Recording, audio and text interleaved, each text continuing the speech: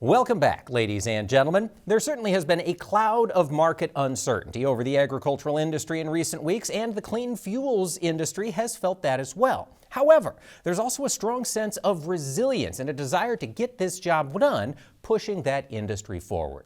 Joining me now to talk about it is Jonathan Martin. He serves as the Director of Economics and Market Analytics for Clean Fuels Alliance America. Jonathan, fill us in. How is the clean fuels industry grappling with this uncertainty?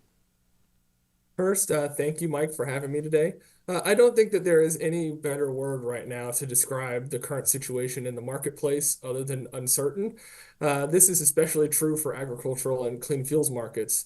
For my realm, that's due to a few big changes. The industry is shifting from the blender's tax credit to a new program called 45Z, but guidance on how it works hasn't been clear. On top of that, we still don't know what the EPA will do next when it comes to renewable volume obligations, or RVOs, which set how much renewable fuel has to be blended into the nation's fuel supply. Because of all that, clean fuel producers are in a tough spot.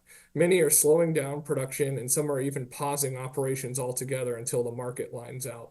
That's why groups like ours and farmers and their elected leaders are providing input to help EPA understand how these volume decisions affect the clean fuels industry and the broader ag economy. The bottom line, though, there's a lot at stake, and getting these decisions right will have a major impact on farmers and clean fuels producers across the country. Absolutely, Jonathan. Of course, there's been a push lately for more domestic feedstocks to be used in clean fuel production. Do we have enough domestic feedstocks to increase production as we go down the line?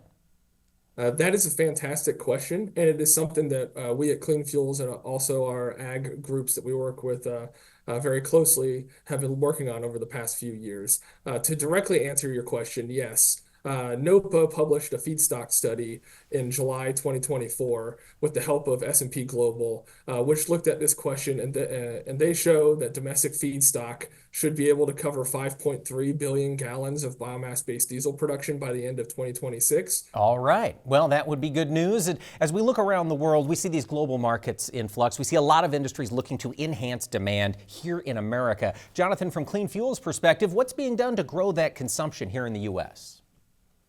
Yeah, with global trade in flux right now, it is tantamount that we develop strong domestic markets for our American agriculture, and the clean fuels industry is helping us do exactly that.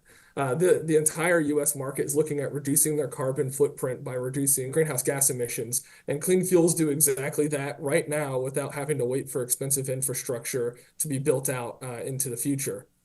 Some markets that we see on the doorstep that clean fuels are starting to push into are rail, the maritime industry, and home heating markets. To just highlight one of these, all of the large Class 1 railroads have made pledges to reduce their emissions and are all making pledges to start using clean fuels to attain those goals. But not only are clean fuels creating reliable demand for domestic feedstocks like soybean oil, but they are also driving job growth in communities across the country. Every 100 million gallons of clean fuels production supports 3,200 jobs and approximately $1.09 billion in economic opportunity for farm workers, producers, and distributors.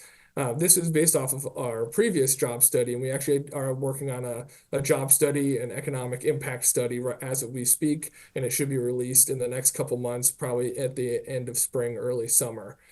So be looking for that, where we expect those numbers that I just mentioned to increase even further. All right. Well, we look forward to digging into that study in more detail when it comes out. Jonathan, thank you so much for taking the time to join us this week.